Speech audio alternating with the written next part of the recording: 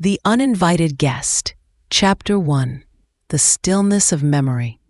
Eleanor Vance, a woman nearing her late 60s, found solace in the quiet rituals of her life in Portland, Oregon. Her days unfolded with a comforting predictability. Mornings spent tending her vibrant rose garden, afternoons filled with the quiet hum of her literary pursuits, and evenings often dedicated to the cherished memories held within the pages of her oldest photo albums. Among these, her wedding album was a sacred text, its worn leather cover a gateway to the happiest day of her life. 45 years had passed since she married Richard, her beloved husband, and every glance at its pages brought forth a tide of sun-drenched laughter, familiar faces, and the sweet scent of celebration. Or so she had always believed. This particular Saturday, however, the album's comforting embrace gave way to a chilling tremor of unease. She was lingering on a wide, panoramic shot of the reception hall, a joyous blur of dancing guests, pristine white tablecloths, and the soft glow of floral arrangements. Her eyes, accustomed to every detail, drifted across the image, recognizing friends, family, and the easy camaraderie of loved ones. And then her gaze snagged. Her heart, a steady drum for so long, skipped a beat. Nestled in the background, near the very edge of the frame, partially obscured by a grand white pillar, stood a woman. Her presence was distinct, almost unnerving, even in the slightly faded photograph. She was looking directly at the camera, her expression not one of casual observation, but a peculiar, almost knowing intensity.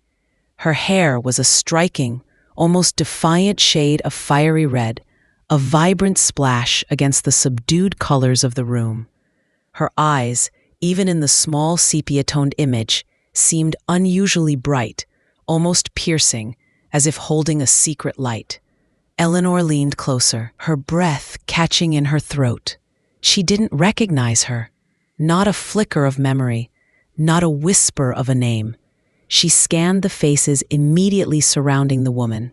Her steadfast Aunt Martha, her vivacious college roommate Sarah, Richard's affable cousin Peter, all undeniably familiar.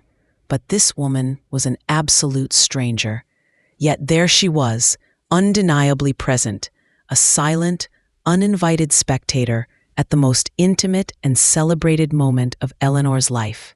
A cold shiver, sharper than the Oregon breeze, snaked down Eleanor's spine.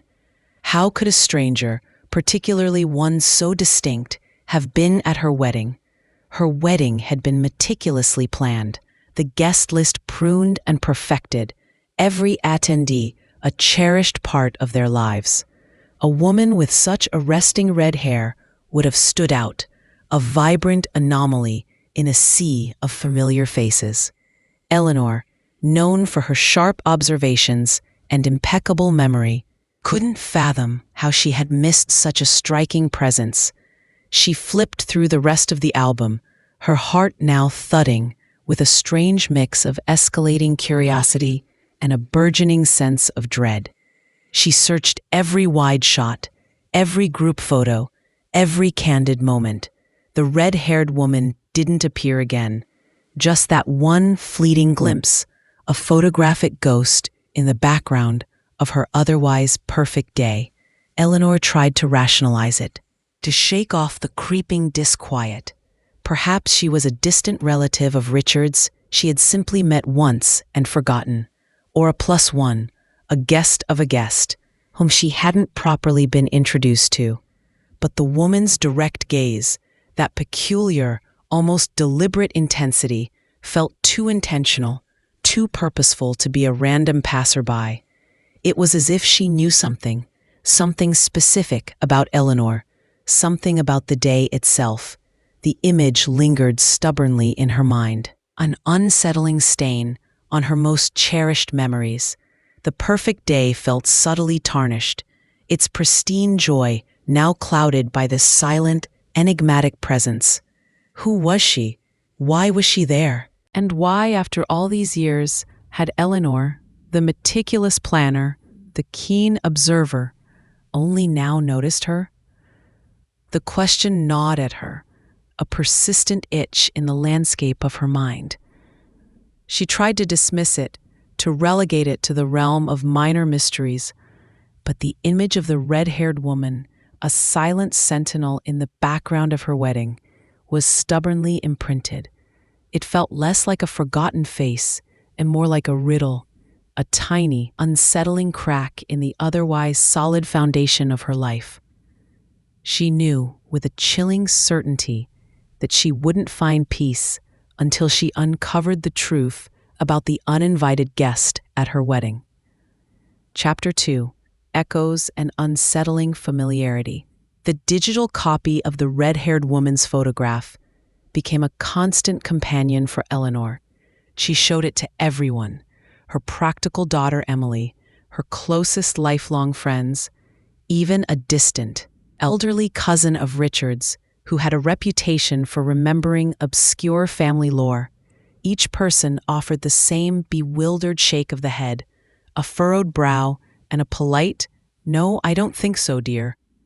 No one recognized her. The unanimous lack of recognition only intensified Eleanor's unease. "Mom, honestly, maybe she was just a wedding crasher?" Emily suggested, trying to inject some levity into Eleanor's growing obsession. "You know, someone who just wandered in for the free food and open bar. Happens at big weddings."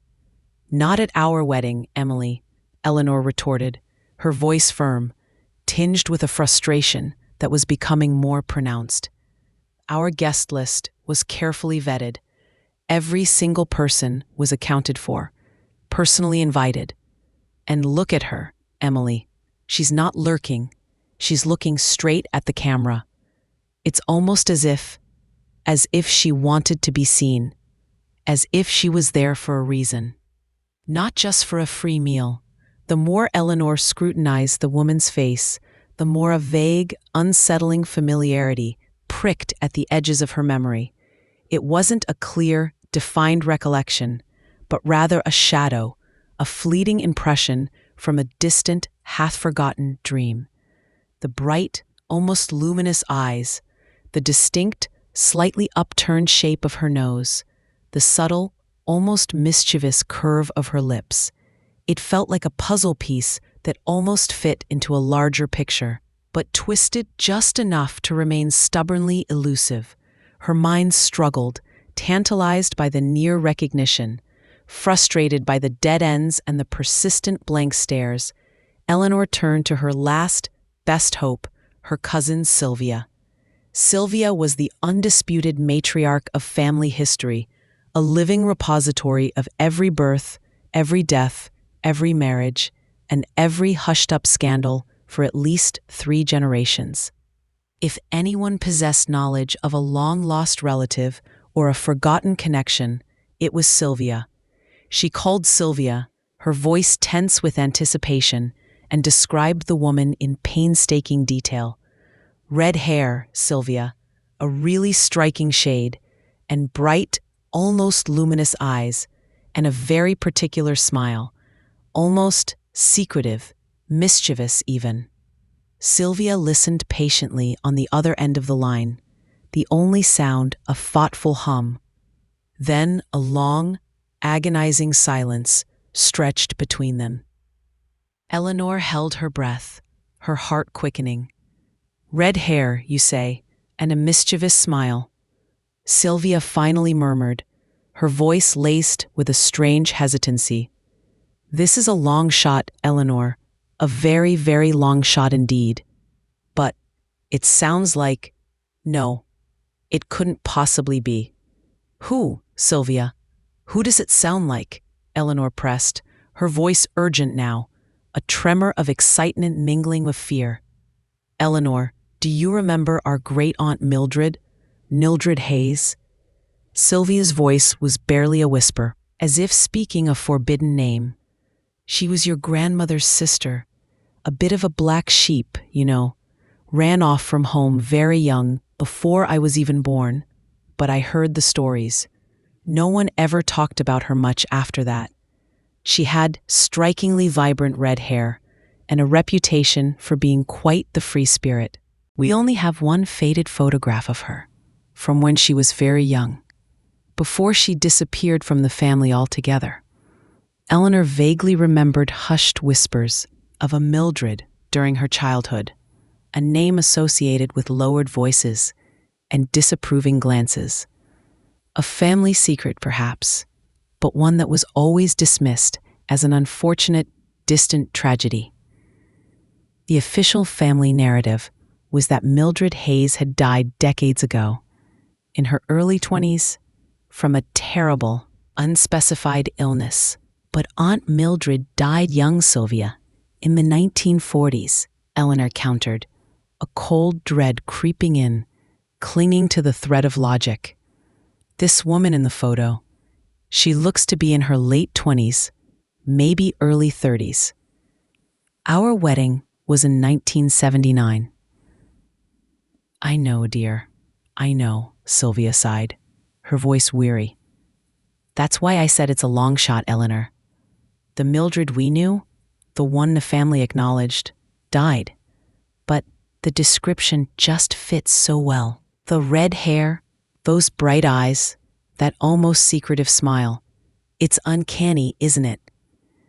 The conversation with Sylvia, rather than providing clarity, only deepened the mystery, twisting the uninvited guest into a potentially impossible, almost ghostly figure from the family's deeply buried past. Eleanor tried to dismiss the Mildred Hayes theory. It simply couldn't be her. But the thought, the unsettling possibility of such an uncanny resemblance, lingered. Days bled into a restless week. Eleanor found herself returning to the wedding album again and again, her gaze fixated on the red-haired woman's face, tracing her features, searching for some clue, some trigger. The feeling of vague familiarity intensified, evolving from a fleeting shadow to an insistent echo, a drumbeat in her subconscious. It was as if her mind, deeper than conscious thought, was desperately trying to tell her something, to bridge a gap her rational brain couldn't grasp. One evening, while performing the soothing ritual of watering her beloved roses, Eleanor felt a sudden, sharp pang of something akin to recognition. It wasn't just the woman's face in the photo. It was her entire bearing. The way she stood, a subtle, confident tilt to her head, the easy, almost graceful posture. It wasn't just a static image. It was a presence. A distant memory stirred, hazy but persistent. An old, dusty cardboard box in her attic, filled with her own mother's belongings. Her mother, Clara, had been a woman of few words, especially about her own past. After Clara's death, 10 years ago, Eleanor, consumed by grief, had simply stored her mother's things away, too heartbroken to sort through them properly. Now, a strange, undeniable intuition urged her to revisit that box. It called to her with the quiet insistency of a forgotten truth. She climbed to the attic, the narrow steps creaking beneath her feet. Dust motes danced in the faint, diffused light, filtering through the small window. The box, heavy and redolent, with the scent of old paper and dried lavender, contained layers of faded fabrics, brittle lace, and yellowed papers. At the very bottom, tucked beneath a stack of old knitting patterns and a collection of antique buttons, she found it. Not a formal, leather-bound album, but a small, simple, almost homemade photo album, its cardboard covers worn smooth, tied with a faded, once pink ribbon. Eleanor opened it, her hands trembling with a mixture of hope and trepidation. The first few pages were filled with familiar images of her mother, Clara, as a young woman. Snapshots of a life Eleanor recognized, if dimly. And then, on a central page, a photograph that made Eleanor gasp aloud, the sound caught in her throat, echoing in the quiet attic. It was her mother, young, vibrant, radiant, with a wide memory, something. Insert plastic book page, 10,000 pages, changing from barely mild writing to a rare page, something new and different. It was her mother, young, vibrant, radiant, with a wide memory, something. Insert plastic book page, 10,000 pages, changing from barely mild writing to a rare page, something new and different. It was her mother, young, vibrant, radiant, with a wide memory, something. Insert plastic book page, 10,000 pages, changing from barely mild writing to a rare page, something. Insert plastic book page, 10,000 pages, changing from barely mild writing. Open smile. And standing beside her, arm in arm, their closeness undeniable, her vibrant red hair, a stark, almost electric contrast to Clara's dark brown, was the woman from the wedding photo. The same bright, piercing eyes, the same peculiar, knowing smile, but younger, more unburdened. And beneath the photo, in her mother's familiar, elegant script, a single, devastating name. Rose. Rose. Not Mildred, not a stranger. This was someone her mother knew intimately. Someone her mother was clearly, profoundly close to. But who was Rose? And why had Eleanor never, ever heard of her? Why had her mother, the quiet, steadfast Clara, never once mentioned a best friend with such striking features, a friendship so clearly deep? The answer, Eleanor suddenly realized with a chilling certainty that settled like ice in her veins, was that Rose was not just a friend. Rose was family, a secret Eleanor hadn't known existed. And her presence at the wedding was no accident. It was a message, a clue to a deeper, long-buried truth that was about to unravel the very fabric of her family's past. Chapter 3. The Ghost in the Family Tree. The name Rose, scrawled beneath the smiling faces of her young mother and the enigmatic red-haired woman, resonated with a chilling finality.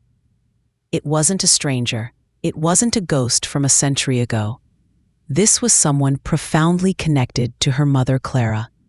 And Eleanor, the meticulous family archivist, the self-appointed keeper of their collective memories, had absolutely no recollection of her whatsoever.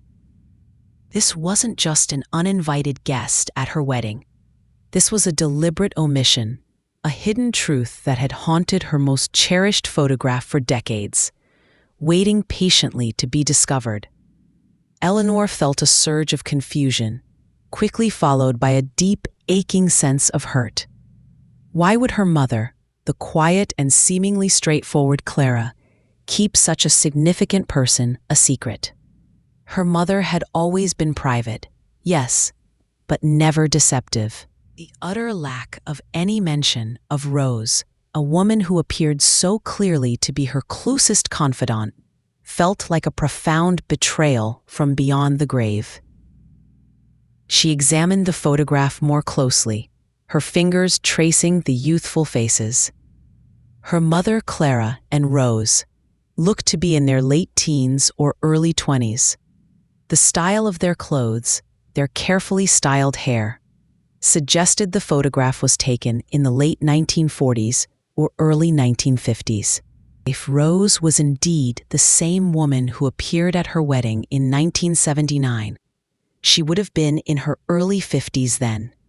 That timeline fit perfectly. Eleanor felt an undeniable, urgent need to understand. Her mother had passed away peacefully 10 years ago, taking her secrets, whenever they were, silently with her. Her father had died long before that.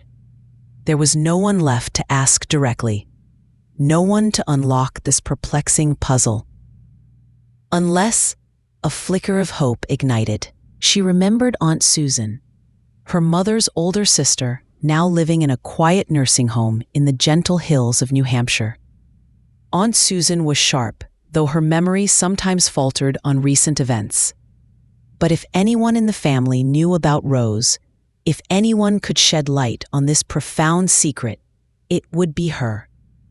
Eleanor made the several-hour drive to New Hampshire the very next morning, her mind a whirlwind of questions, her heart thrumming with a nervous anticipation. She found Aunt Susan in the sunlit common room of the nursing home, knitting a small, colorful blanket, her eyes bright and surprisingly alert despite her age. "Aunt Susan," Eleanor began gently, pulling out the faded photograph of Clara and Rose. "Do you remember this woman? Her name is Rose." Aunt Susan's hands stilled, the knitting needles falling silent. Her gaze sharpened, fixing on the photograph. A flicker of recognition, then something akin to deep-seated pain, crossed her face. She closed her eyes for a moment, a deep, weary sigh escaping her lips. "Rose," she murmured, the name heavy with unspoken history, with decades of suppressed emotion. "Oh, Clara. She told you nothing, did she?" Eleanor shook her head slowly, tears already pricking at her eyes. "Nothing, Aunt Susan. Not a word." "Who was she? Why was she at my wedding? Why did Mother never, ever speak of her?" Aunt Susan opened her eyes, clear and filled with a sorrowful resolve. She looked directly at Eleanor, her gaze unwavering. "Rose wasn't just a friend, Eleanor. Rose was your mother's twin sister, your Aunt Rose." Eleanor gasped. A strangled sound caught in her throat. Twin sister. She had a twin sister? Her mother? It was impossible. Her mother had never, not once in her entire life, mentioned a sister, let alone a twin. The very notion was preposterous. Yet Aunt Susan's unwavering gaze spoke of undeniable truth. "But how?" Eleanor stammered, her mind reeling, struggling to process the impossible information. "I don't understand. I was always told I was an only child. Mother never had a sister named Rose." Aunt Susan reached for Eleanor's hand, her grip surprisingly strong, warm. "It's a long story, dear. A painful one. And Clara, your mother, she buried it deep within her heart. For good reason, she thought, in those days." Aunt Susan began to speak, her voice low and steady, weaving a tale of a hidden past, of societal prejudices so rigid they could break families, and of a heart-wrenching choice made over 70 years ago, a choice that had shaped Clara's entire life, and by extension, Eleanor's. "Your grandmother, Clara and Rose's mother, was a beautiful but very sheltered woman," Aunt Susan began, her voice taking on the tone of a storyteller recounting ancient lore. She came from a conservative, rigidly religious family in a small, tight-knit community in rural Virginia. When she became pregnant with the twins in the late 1920s, before she was married, it was a scandal, a profound, unforgivable disgrace in their world. Your grandfather, a good man but bound by the rigid traditions of his time, was devastated by the shame it brought upon the family. Eleanor listened, her jaw clenched, her stomach churning. The vague whispers of scandal from distant family history, always shrouded in polite euphemisms, now took on a horrifying, tangible specificity. "When the twins were born," Aunt Susan continued, her voice trembling slightly as if recalling the vivid pain of that day, "they were different. Rose was born with a condition called albinism. Her skin was incredibly pale, almost translucent, her hair a startling white blonde, almost silver, and her eyes were a very pale, almost translucent blue. incredibly sensitive to light. And Clara, your mother was born with dark hair, dark eyes, just as you knew her. They were identical twins, genetically, but Rose's albinism made her look so strikingly, undeniably different from her sister. Eleanor felt a cold wave of understanding wash over her. The red hair in the photograph, the piercing, unusually bright eyes, albinism, the vibrant red color she saw in the wedding photo, was likely a careful dye job, an attempt to cover the stark white blonde hair that would have immediately drawn attention. And the piercing eyes, the sensitivity to light, explained their brightness, their unusual intensity in the photograph. In those days, Eleanor, especially in our small, insular community, albinism was profoundly misunderstood. Aunt Susan explained, her voice tinged with the bitterness of past injustice. It was seen as a curse, a sign from God's displeasure, or even worse, a mark of something unnatural. The shame of an unwed pregnancy was bad enough, a stain on the family name. But a child with albinism, it was considered too much. The family, desperate to protect their reputation from ruin, made a terrible, unspeakable decision. They decided to hide Rose. Eleanor gasped aloud, the word hide, echoing with chilling implications. Hide her? Yes, they claimed she was sickly, that she tragically died shortly after birth. They even had a small, unmarked grave dug. But she hadn't. They sent her away, to a distant, isolated institution, far from curious eyes. No one in the community, not a single soul, was to ever know the truth. Clara and Rose were only a few months old when they were separated. Eleanor stared at her aunt, tears streaming down her face, hot and furious. Her mother, her quiet, steady mother, separated from her twin at birth, hidden away, denied a place in her own family. It was an unthinkable cruelty. Clara knew, of course, Aunt Susan said, her voice heavy with sorrow, her gaze distant, fixed on some unseen past. She knew she had a twin. Even as a child, she sensed it. She used to sneak out with the help of a sympathetic aunt who couldn't bear the deception, to visit Rose in the institution whenever she possibly could. They had a bond, a deep, unbreakable connection that transcended distance and secrecy. But they had to keep it a secret, always. It was a crushing burden for Clara. She lived with the guilt of Rose's abandonment and the constant fear of exposure every single day of her life. "What happened to Rose?" Eleanor whispered, her voice raw, aching for the forgotten twin. When they were teenagers, in the late 1940s, the institution where Rose was kept ran into financial trouble and eventually closed down, Aunt Susan explained. Clara, by then a resourceful young woman, was determined not to lose Rose again. She helped her escape, against the family's wishes.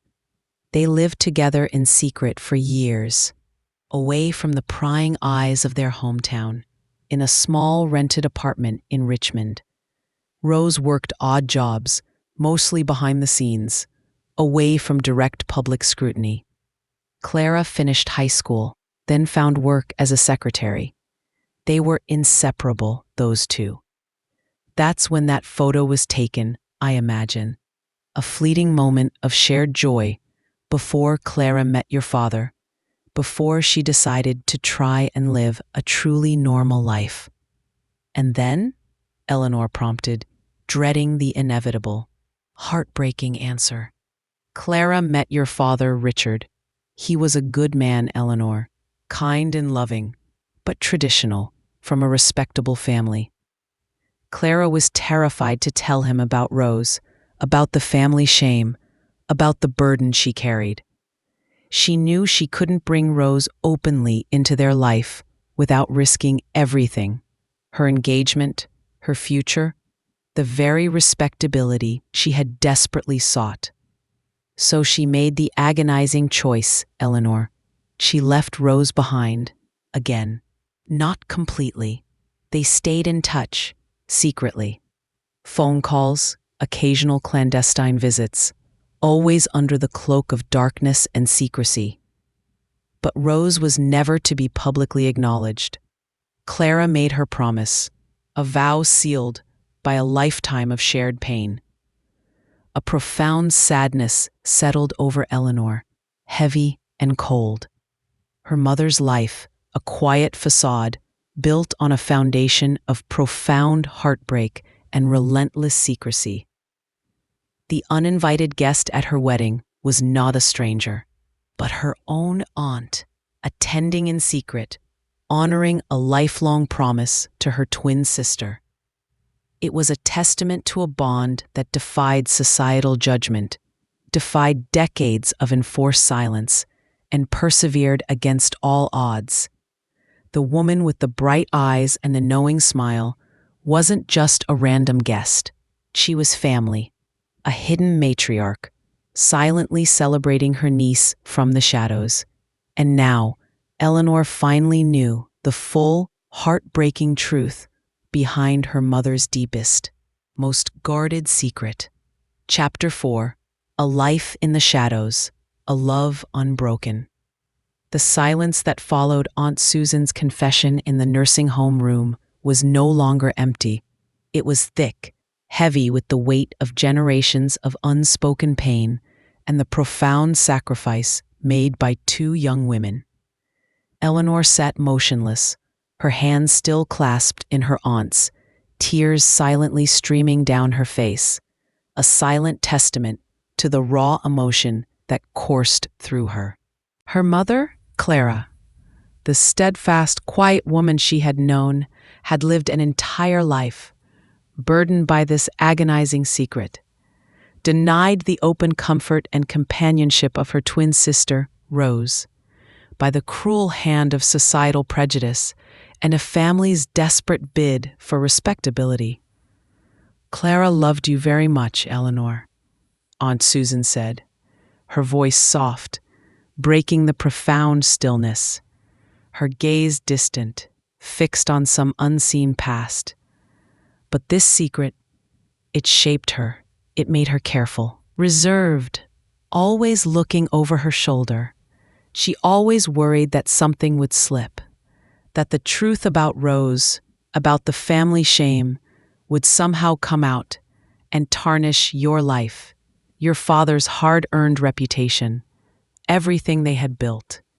It was a constant, suffocating fear. Eleanor understood, with a clarity that was almost painful. Her mother's quiet nature, her occasional bouts of melancholic silence, her fierce, almost obsessive protectiveness. It all made a terrible, profound sense now. Clara wasn't just private. She was a woman living with a deep, hidden wound, a grief that no one else was allowed to see or share. "What happened to Aunt Rose, Aunt Susan?" Eleanor finally managed to ask, her voice raw, trembling with a mixture of sorrow and a desperate need to know. Asked her mother, after Clara left her behind to build her own family?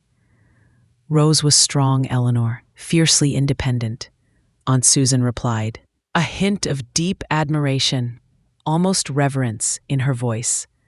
She was hurt, of course, deeply so, by Clara's choice to build a separate life, to live openly while Rose remained in the shadows. But she understood. She knew the world they lived in, the unforgiving nature of society's judgments. Rose continued to live in Richmond, working quietly, often from home, dedicating her life to art. She found a small community of people, mostly fellow artists and free spirits, who accepted her for who she was, without judgment about her albinism. She never married, never had children of her own. Her canvases were full of color and light, vibrant and unburdened, a stark contrast to the quiet shadows of her own life. Eleanor felt a sharp pang of sorrow, a profound regret for the vibrant, hidden life her aunt had been forced to lead. A talented, vibrant artist, condemned to live hidden from the world, from her own family. "And your wedding," Aunt Susan continued, a small, sad smile playing on her lips, a glimmer of memory shining in her eyes. "Rose told me all about it." Clara had called her, overflowing with excitement about her only daughter's wedding, sharing every detail. Rose desperately wanted to be there, to witness such a joyful moment for her beloved niece. But she couldn't, not openly. It was Clara's unwavering decision, born of fear, to keep her twins' existence a secret from all but a chosen few. But Rose found a way. She slipped in quietly, sat in the very back, partially hidden, a silent observer in the joyous crowd. She saw you, Eleanor. She saw how happy you were, how radiant, and she was so profoundly proud. She told me she took that one photograph, just for herself, a treasured memento of a day she couldn't truly be a part of. She loved you, Eleanor, even from afar, even in secret. Eleanor's heart ached with a bittersweet pain. Her own aunt, a secret presence at her wedding, bearing witness to her happiness from the shadows, her love unspoken, unacknowledged by the world. The woman in the photograph wasn't a stranger. She was family, a hidden matriarch, silently celebrating her niece, a ghost in the vibrant tableau of her wedding day. "When did she pass away?" Eleanor asked, her voice trembling, anticipating the sorrowful answer. Aunt Susan sighed, a deep, weary sound. "Rose died a few years after your wedding, Eleanor. It was a sudden illness, came on quickly. Clara was utterly devastated. It was a private, secret grief, a silent torment that no one else could understand. No one knew why she was so profoundly heartbroken, so quietly despondent. I was the only one she confided in, the only one who truly knew the depth of her loss. She blamed herself always for Rose's lonely life, for the impossible choices they were forced to make. She carried that unbearable burden until her dying day, Eleanor.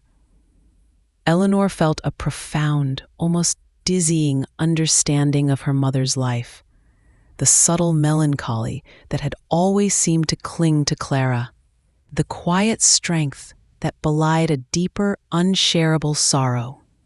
It was the crushing weight of this secret, the lifelong love for a twin sister denied, that had shaped her mother's entire existence. "Aunt Susan," Eleanor said, her voice now resolute, imbued with a newfound sense of purpose. "Thank you. Thank you for telling me. It's a lot to process, but it explains so much, everything." "It was time, dear," Aunt Susan whispered, her eyes weary but peaceful, as if a great weight had finally lifted from her own soul.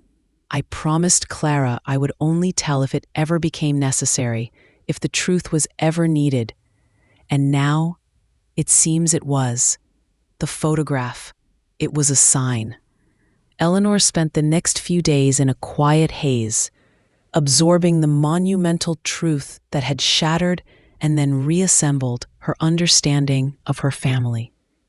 She visited her mother's grave, standing there for a long time, not just in sorrow, but in a new kind of profound understanding and love. She spoke to her mother, silently apologizing for not knowing, for not being able to ease her unbearable burden, for not seeing the depth of her sacrifice. She wished she could tell her that the secret was safe now, that Rose's memory was finally embraced, not hidden, loved, not denied. She returned home and meticulously organized her mother's old box, no longer just storing items, but reverently preserving a precious, hidden family history. She found more letters between Clara and Rose, carefully coded, filled with expressions of deep love, longing, and the shared pain of their clandestine existence. She found more photographs of Rose, vibrant and smiling, some with her distinctive white blonde hair, others where it appeared to be dyed the vivid red she remembered from the wedding photo. Rose had clearly lived a rich, albeit private life, nurturing her own joys and connections in the shadows. Eleanor even found a small framed watercolor painting, signed simply Rose. It was a breathtaking landscape, full of light and unburdened color, a powerful testament to her aunt's artistic spirit and the beauty she found in the world. Eleanor decided she wouldn't keep the secret any longer. She immediately told Emily the entire heartbreaking story. Emily, like her, was stunned into silence, then deeply moved by the courage and tragedy of her grandmother and great-aunt. The family tree, once a rigid, straightforward diagram, was now not just wider, but deeper, richer, infused with the courage and sacrifice of her great-aunt Rose and the profound, silent love of her grandmother Clara. The uninvited guest at her wedding was no longer a mystery, no longer a source of unease. She was a beloved relative, finally welcomed into the light of their family's acknowledged history. Eleanor, through the act of uncovering this truth, felt a profound sense of connection not just to Rose and Clara, but to all the women in her family who had faced impossible choices and lived with unspoken burdens. Her wedding album, once just a collection of happy memories, was now a gateway to a hidden history, a testament to enduring love, and the liberating power of a secret finally revealed. Eleanor Vance, the meticulous archivist of her family, had just unearthed the most important story of all, her own. And in doing so, she had brought peace to the restless echoes of the past.